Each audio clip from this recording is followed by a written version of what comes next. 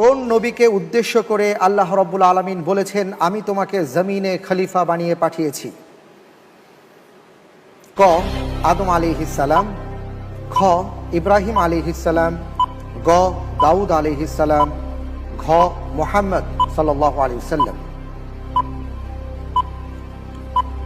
জি আলহামদুলিল্লাহ, এর উত্তর হবে ক আদম আলাইহিস সালাম। ইন্নী জাইলুন ফিল আরদি খলিফা। লক করে দেব? জি ইনশাআল্লাহ। লক করে দেয়া হোক ক আদম আলাইহিস সালাম। ইয ক্বালা রাব্বুকা লিল মালাইকাতি ইন্নী জাইলুন ফিল আরদি খলিফা। আল্লাহ রাব্বুল আলামিন ফেরেশতাদেরকে বললেন আমি জমিনে খলিফা পাঠাবো। দেখতে পাচ্ছি আপনি যে উত্তরটি দিয়েছেন আপনার উত্তরটি সঠিক হয় না।